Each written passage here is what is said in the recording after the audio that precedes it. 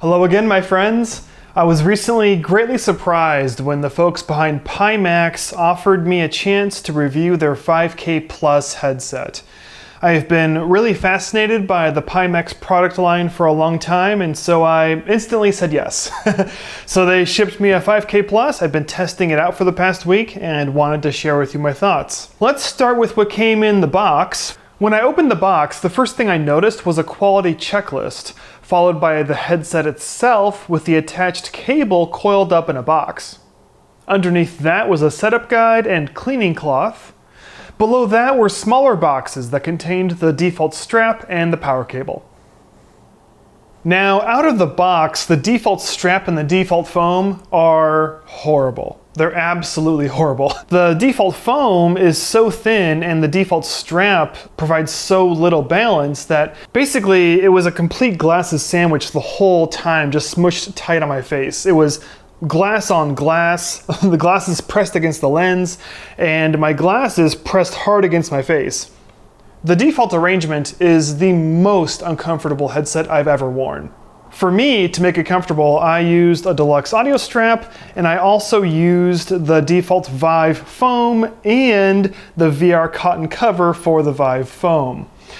Now, the deluxe audio strap that I just used from my Quest because it already had Velcro on the sides, and it already had a counterbalance weight battery on the back, which I thought would help with balance a little bit. Now, granted, this isn't the prettiest solution out there, but it got the job done and it made it actually wearable for me. The default arrangement was unwearable, but this made it comfortable enough, so that was nice. Additionally, I had to add extra spacing with these layers of Velcro on the top so that the headset tilted down more. I found that to be a little more comfortable and looking a little better as well. And from what I gather online and in the general community consensus inside Pimax is that there's an expectation that you will mod this headset for your comfort. The default foam is so thin and the original strap so flimsy and unbalanced that they expect you to engineer your own custom comfort solution, especially if you wear glasses. So you're gonna need extra foam from other headsets and perhaps a deluxe audio strap and lots of Velcro.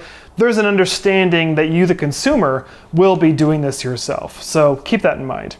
Now, thus far in my experience, the Pimax is the first headset that doesn't work with Steam right out of the box. You have to install their package as well, which is called PiTools.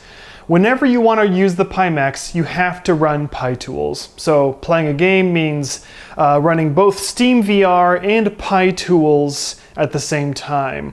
PiTools, think of it like the middleman between Steam VR and your headset. The installation is really straightforward, download and install as you would expect. To get things going, you need to run a room setup inside PiTools. Simple things like aiming the headset to decide where the forward direction should be, as well as calibrating the ground.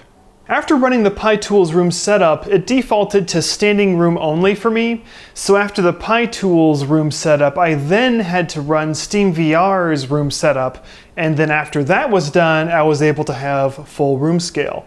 And speaking of PiTools, it can be a little intimidating at first because there's so many possible settings inside the software, but that comes with the flexibility and power that provides. So for example, you can choose a software IPD offset instead of just hardware. You can change the brightness and contrast for each eye, change the vertical alignment, and even more. And perhaps the most powerful setting inside PiTools is the quality slider. Think of it like Pimax's version of super sampling. But since you have to have Steam and PiTools running at the same time, you kind of have to run this dance of, do you want super sampling in Steam VR, or do you want it in Pimax? Do you want them both up? Do you want it lower in Steam but higher in Pimax? So on and so forth.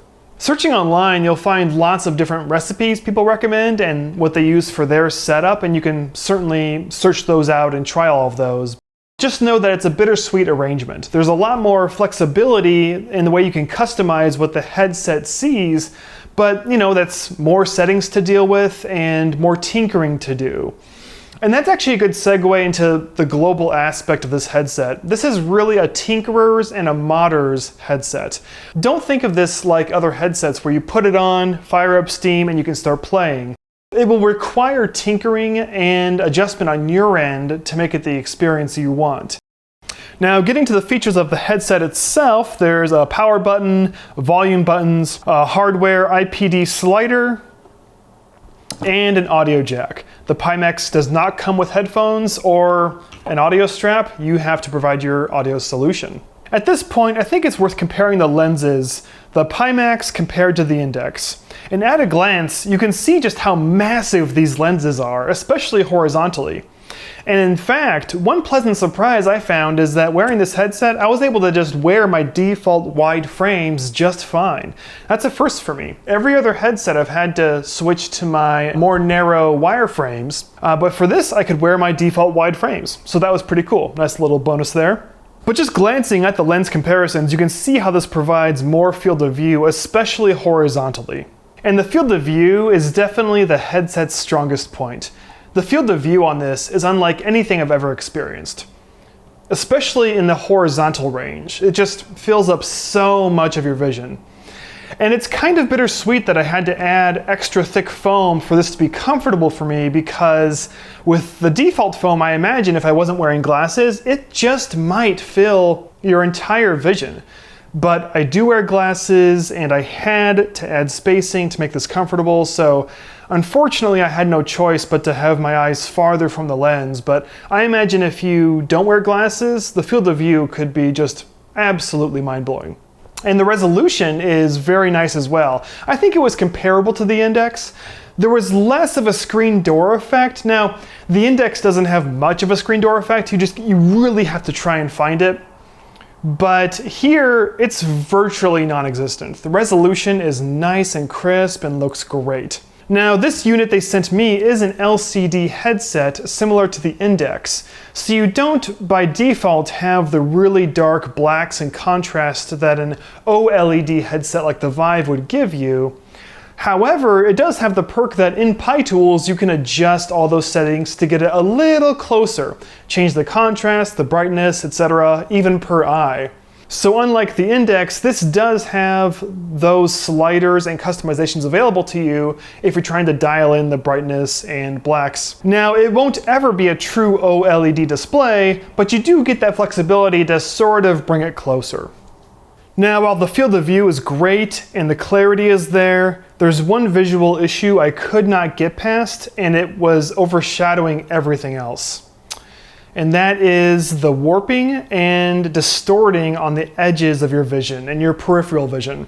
This arrangement I made for myself with the extra foam and the tilted foam spacer at the top, that did minimize it from what it was originally, but I could never truly get rid of it fully.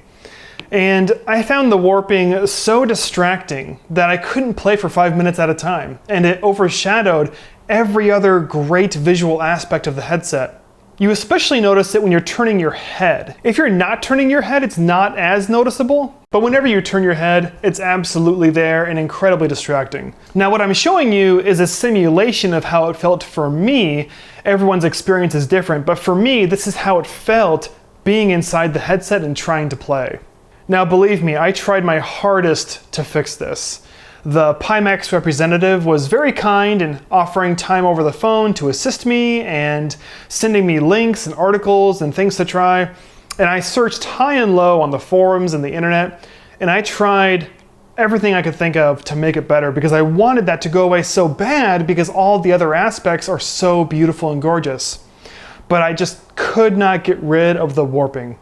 On the hardware side, I tried reverting back to thinner foam or splitting the difference between thinner foam and regular foam, thinking maybe if my eyes were closer to the lens, it would be less there. I tried doubling up foam because some people said that fixed it for them. I tried tilting the headset every which way, trying vertical alignment. I tried changing the IPD slider on the hardware side and software side. Speaking of software settings, the one that gave me the most hope was the FOV adjustment. You can choose small, medium, or large. Doing that on the fly, you can see how it will crop and add black to your vision in case you want less peripheral vision. So even putting that on small, there was still edge warping and distortion, like you're looking through a fishbowl. And I'm sad to say that that just overshadowed everything else, and it was so distracting I couldn't play for more than 5 minutes at a time. Which makes me incredibly sad because every other visual aspect is so great, and if I could just get rid of that warping, it would be spectacular, but believe me, I tried my hardest and I could not fully get rid of it. That is basically where it ended for me. I wanted to play on this so badly, but I spent more time troubleshooting this headset and less time playing. Other people have certainly faced the experience I had, and some people could fix it. Believe me, I tried their tricks. And some people could not fix it. Unfortunately, I fall into that second category and I just could not do it. The resolution, spectacular. Field of view, mind-blowing. But the warping took away everything. It just took it all away. So, if you're a tinkerer, you could find fun in this. But for me, I wasn't able to do enough to make it a playable experience for myself, unfortunately. If that kind of a tinkering experience sounds fun to you, you can buy this right now on Amazon.